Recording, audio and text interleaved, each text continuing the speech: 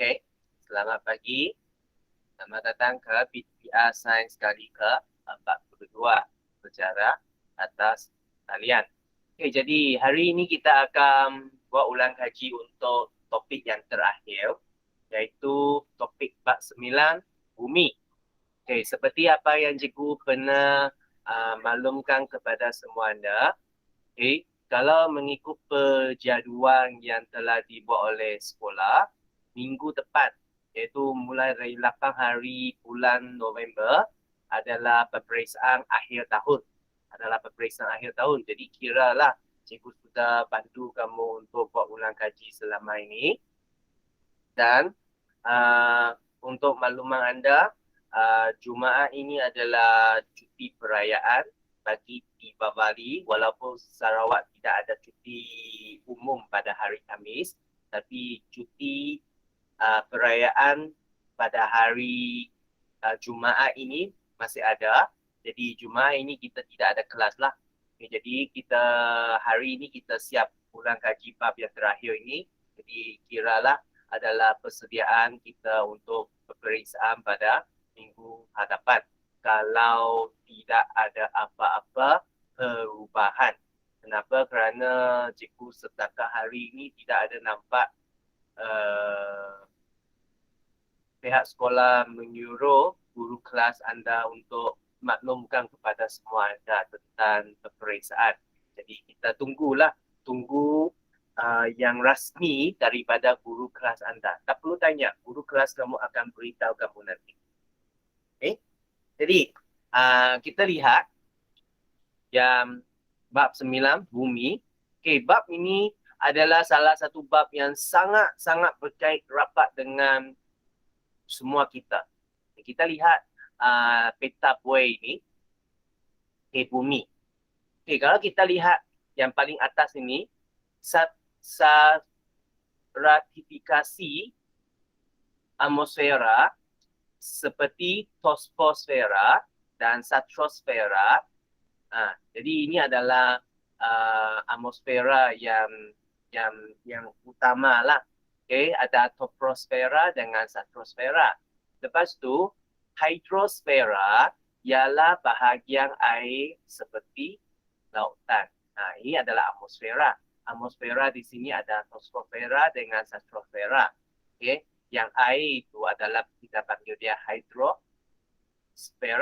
Lepas tu, geosfera ini adalah terdiri daripada litosfera, astenosfera dengan mesosfera. Jadi ini adalah merujuk kepada bumi, kepada tanah. Okay, kerak bumi semua ini. Okay, jadi ini satu adalah angkasa, adalah udara, angkasa. Satu adalah air. Satu adalah bumi. Ya, Angelina, ada apa masalah?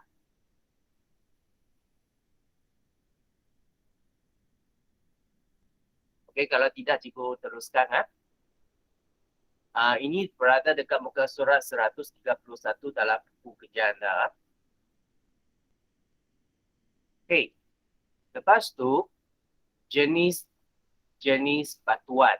Okey, sebelum cikgu teruskan, kamu mesti akan hairan kenapa cikgu mula dari atas ni adalah mengikut arah jam. Okey, ini adalah satu pengetahuan amat. Untuk peta buai ini, cara kita baca adalah dari atas, paling atas ni, dan ikut arah jam. So that's why ikut arah jam macam ni lah. Ini yang terakhir nanti. Okay. Jenis-jenis batuan iaitu batuan igneous sediment dengan metamorphic. Jadi ini adalah 3 jenis batu yang kamu kena tahu, kena ingat. Lepas tu, proses exogen dan proses endogen. Ini juga adalah perkara yang kamu perlu tahu. Exogen adalah contohnya adalah lulu hawa, adalah yang disebabkan oleh bumi, macam angin semua itulah. Tapi endogen adalah disebabkan oleh dalam bumi. Satu adalah atas bumi, satu adalah di bawah bumi. Okay, ini adalah perkara yang kamu kena tahu. Exo atas, endo dalam. Okay. Jo bencana seperti gempa bumi dan tanah runtuh. Jadi kamu kena tahu apa itu geobencana. Okay. Skala masa geologi dalam penentuan usia bumi. Jadi ini masih adalah satu bidang yang masih belum habis diterokai. Kenapa? Kerana skala masa geologi ini masih ada banyak penyataan lagi yang belum disahkan dan ada dalam proses pengesahan. Dan kebanyakan ini dia mengikut macam tamadun Maya yang kamu pernah dengar. Itu adalah salah satulah. Okay, lepas tu air permukaan, air bawah tanah dan mineral ekonomi, petroleum dan arang batu. Jadi ini adalah semua perkara yang berkenaan dengan bumi. Ya, okay. Kita lihat lagi, apakah bumi? Bumi ialah satu-satunya planet yang mempunyai atmosfera yang mengandungi oksigen bebas dan lautan. Okay, kalau kita bandingkan dengan semua planet di dalam suria kita lah. Okay. Terdapat pelbagai fenomena yang berlaku pada bumi. Bumi mempunyai diameter kira-kira 12,756 kilometer. Tahukah anda usia bumi berusia kira-kira 4,54 bilion tahun. Itu adalah sangat tua lah. Okay. Jadi kita lihat lagi kepada nota Pestari ini. Okay, cikgu cuba besarkan. Okay. Sfera utama bumi dan stratifikasi atmosfera. Pertama, sistem bumi dapat dibahagikan kepada 4 sfera, iaitu atmosfera, hidrosfera. Tadi kita tidak belajar tentang biosfera kan? Apa itu biosfera? Biosfera adalah tentang semua benda hidup di dunia ini. Dan geosfera, okay, tanah lah. Okay, jadi ada 4 sfera. Okay. Yang kedua, atmosfera ialah lapisan udara yang mengelilingi bumi. Atmosfera dibahagikan kepada 5 lapisan utama, iaitu troposfera, stratosfera, termosfera. Termosfera ini pun dipanggil sebagai ionosfera lah. Okay. Lepas tu mesosfera dengan exosfera. Okay. Lepas tu yang keempat, kerak, mantle, teras, listosfera, astenosfera dan mesosfera terdapat di geosfera. Ini adalah geosfera lah. Okay, yang kelima, terdapat 3 jenis batuan di bumi, iaitu batuan igneous, sedimen dengan metamorfik. Jadi ini adalah 5 perkara yang kamu mesti kena tahulah. Okay, ini semua adalah nota yang paling ringkas sudah. Jadi cikgu harap di sini kamu memang boleh baca dan ingatlah supaya kamu dapat jawab dengan baik dalam peperiksaan nanti. Stratifikasi lautan. Pada amnya, lautan dapat dibahagikan kepada 3 zon mengikut kedalaman laut. Zon permukaan, iaitu zon sinar matahari. Proses fotosintesis berlaku di zon ini dan dapat menampung sebahagian besar kehidupan laut. Lepas tu B, zon senja.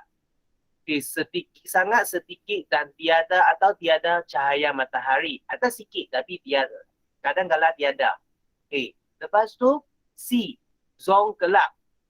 Lapisan laut paling dalam dan tiada cahaya langsung. Memang sangat gelap. Okay. Lepas tu, proses utama bumi dan jo bencana. Okay. Pertama, proses utama bumi boleh dibahagikan kepada A. Proses exogen seperti lulu hawa adalah di atas permukaan bumi punya. Okay. Yang B. Proses endogen seperti olakan mental adalah di bawah tanah. Okay, di bawah tanah. Okay, lepas tu 2. Jo bencana ialah proses semula jadi bumi yang boleh merangut nyawa dan merosakkan harta benda. Nah, ini adalah dipanggil sebagai jo bencana. Seperti banjir, semua gempa bumi, letupan gunung berapi, semua ini adalah jo bencana. Penentuan usia bumi. Skala masa geologi digunakan oleh ahli geologi dalam paleontologi, iaitu mengkaji fosil untuk menjelaskan masa dan hubungan antara peristiwa yang terjadi di sepanjang sejarah bumi. Jadi ini adalah perkara yang berlaku dan mereka kaji. Mereka galilah dekat tempat itu. Gali satu lapisan demi satu lapisan itu sebenarnya dia menjelaskan ataupun dia menceritakan apa yang berlaku pada setiap tempoh masa yang dulu. Okay, itu adalah perkara yang melalui paleontologi, iaitu mengkaji fosil ini, mereka mendapatkan macam satu gambaran apa yang berlaku sebenarnya. Okay, mendapat gambaran apa yang berlaku sebenarnya. Okay, lepas tu sumber air bumi dan mineral ekonomi. Okay. Jadi kita di sini kita boleh lihat apa? Okay, pertama, sungai, tasik, kolam dan laut membentuk air permukaan bumi. Air bawah tanah adalah sejenis air yang terbentuk apabila sebahagian air hujan meresap ke dalam tanah di bawah permukaan bumi. Aquifer ialah lapisan batuan seperti kerikil dan pasir yang menakung air di bawah tanah. Okay. Lepas tu yang keempat, mineral ekonomi ialah mineral yang memberi nilai ekonomi yang digunakan secara meluas dalam bidang seperti industri, pembinaan dan pengeluaran barangan. Mineral ekonomi ini adalah seperti apa? Petroleum, arang batu, besi, timah, semua ini adalah dipanggil sebagai mineral ekonomi. Okay? Okay, ada masalah? Okay, kalau tidak ada masalah, cikgu akan teruskan ke praktis muka surat 145. Okay, muka surat 145. Praktis pengukuhan topik 9. 140.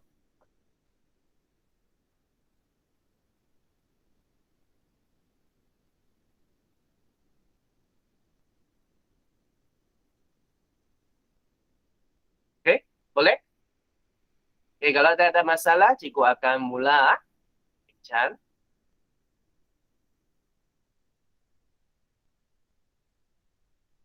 Okay, antara batuan berikut, yang manakah terbentuk daripada penyejukan magma daripada mantle dan yang keluar ke kerat? Yang mana satu? Okay, adalah granik. Ini dia. Okay. Batuan ini lebih keras lagi daripada batu biasa, macam batu pasir ini dia lebih keras sikit. Okay, lepas tu soalan yang kedua. Antara yang berikut, yang manakah merupakan proses exogen? Exo adalah atas kan? Endo baru adalah bawah kan? Jadi lulu hawa adalah exogen. Proses olakan mental itu adalah endogen. aktiviti makmal adalah endogen. Angkutan dan pengenapan itu adalah estrogen. Jadi jawapannya adalah B. Jawapannya adalah B. Okey. Soalan ketiga, antara komponen sistem bumi berikut, yang manakah merupakan bahagian air? Hidro adalah bahagian air. Atmosfera adalah udara. Biosfera adalah benda hidup. Lepas tu geosfera adalah tanah bumi, permukaan bumi. Ingat, jangan tak ingat. Kalau dalam peperiksaan, cikgu harap kamu dapat jawab dengan betul. Okay, lepas tu bahagian B. Proses endogen ialah proses yang berpunca dari dalam bumi dan mampu mengubah bentuk permukaan bumi. Dia berpunca dari dalam. Jadi estrogen itu ada luar kan. Okay, jadi proses endogen. Okay, jadi A. Tandakan betul untuk menunjukkan dua proses endogen. Okay. Endogen di sini pertamanya adalah aktiviti magma dengan olakan mantle. Seperti yang tadi cikgu sudah ada cakapkan. Ini dua lah kan. Okay. Lepas tu B. Kesan proses endogen ialah kejadian geobencana. Gariskan. Itu ejaan dia pun salah. Gariskan. Okay. G-A-R-I-S. Jawapan yang betul. Okay. Lepas tu yang pertama. Ialah gegaran di permukaan kerak bumi akibat anjakan plat. Itu adalah gempa bumi. Kalau tanah runtuh, dia tidak melibatkan anjakan plat. Itu bukan anjakan plat. Itu adalah tanah. Ya, dia sendiri sliding lah. Landslide. Okay. Lepas tu yang kedua, vulkanisme ialah kejadian letusan batuan lebur di mana lava mengalir keluar. Tak ada tanah mengalir keluar. Vulkanisme itu adalah lava, iaitu gunung berapi, letupan gunung berapi. Okay? Boleh? Kalau dia ada masalah, cikgu teruskan saja. Okay, bahagian C, kedua, A. Amir menonton rancangan televisyen tentang kehidupan di lautan.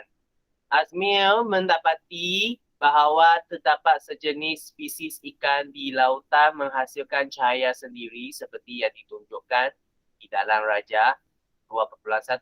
Inilah. Beri penjelasan kepada zon lautan yang ikan ini hidup di dalamnya. Ini adalah dia hidup dalam zon gelap. Ikan ini hidup di dalam zon gelap. Tiada cahaya dapat menembusi zon ini. Ikan ini menghasilkan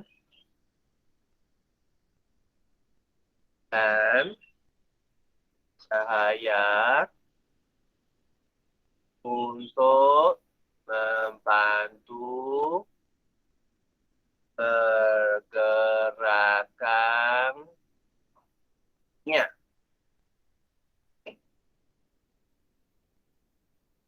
Ikan ini dia menghasilkan cahaya untuk membantu pergerakannya.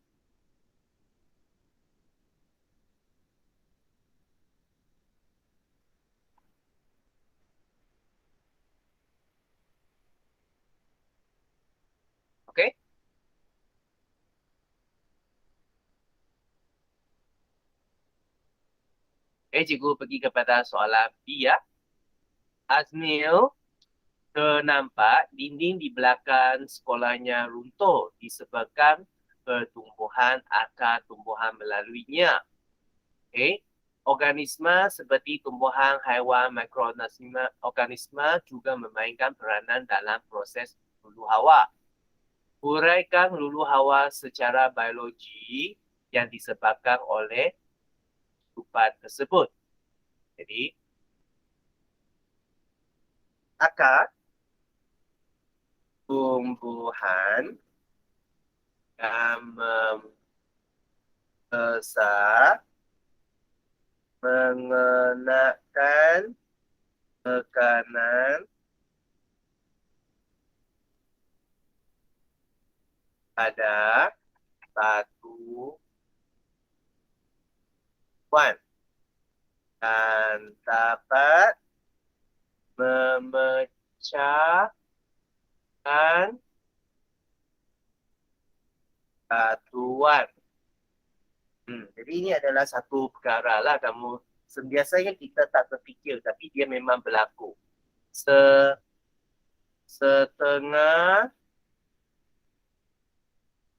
mikroorganisma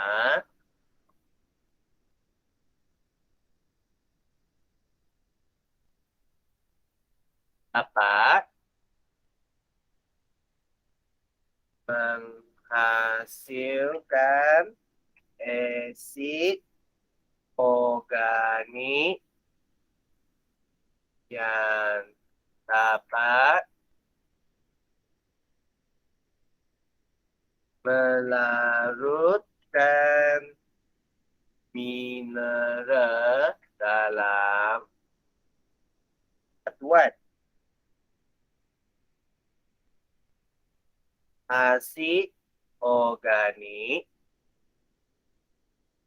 yang dapat menguraikan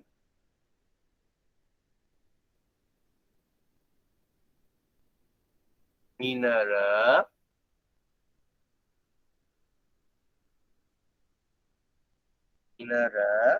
dalam satuan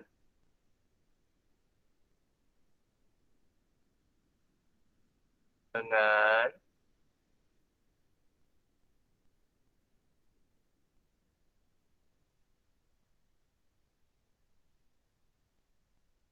mengubah komposisi kimia dalam satuan. Okey. Nah, inilah jawapan dia.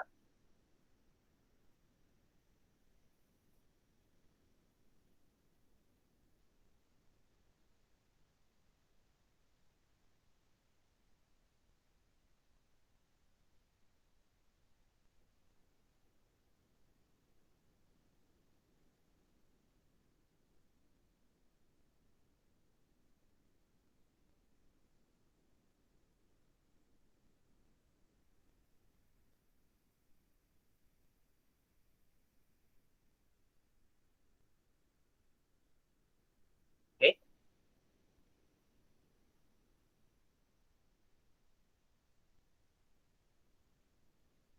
Sebenarnya cara menulis jawapan sebegini kan memerlukan banyak latihan lah. Kamu kena banyak membaca, kamu kena banyak faham dalam sains. So that's why cikgu selalu beritahu kamu, jadi kalau ada masalah yang tak faham tu, kamu boleh tanya cikgu, kamu boleh message cikgu lah kan. Okay? Okay? Sudah?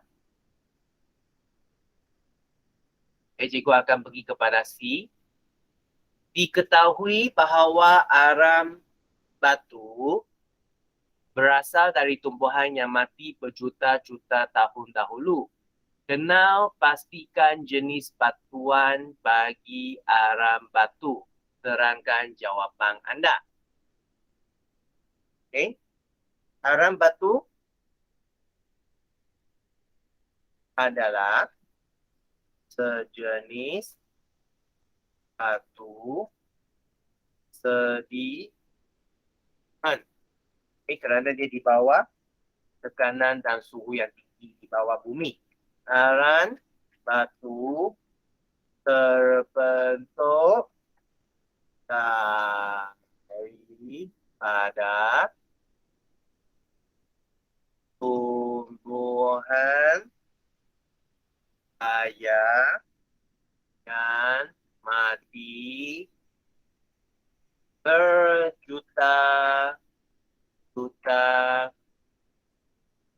tahun dahulu.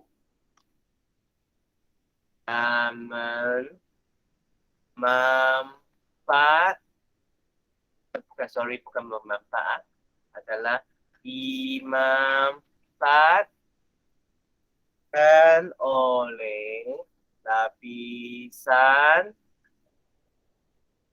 tanah di atasnya. Tekanan dan suhu tinggi yang bertindak ke atas tumbuhan tersebut menukarkannya kepada aram batu. Nah, jadi ini adalah jawapannya.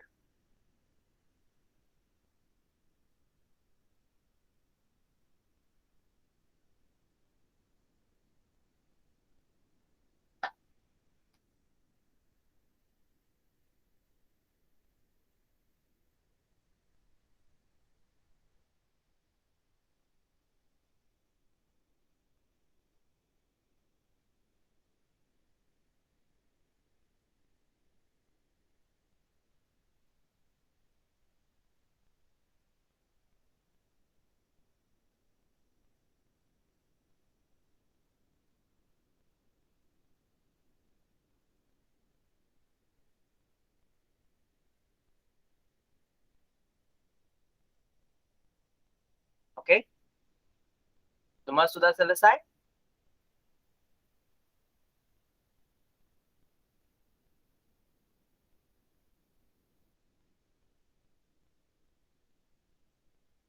Okay, kita sampai sini saja. Okay. Ada apa-apa soalan nak tanya? Okay. Kalau tidak ada, kita sampai sini saja hari ini. Okay, terima kasih Angelica. Okay, kita sampai sini saja. Nanti cikgu akan bagi link untuk kuis topik yang terakhir ini. Topik yang 9 ini dalam Telegram dengan WhatsApp. Jadi ingat, lepas siapkan kuis itu, screenshot dan hantar ke dalam Telegram ataupun WhatsApp. Okay? Jadi kalau tidak ada masalah, kita sampai sini saja untuk hari ini. Dan bye-bye.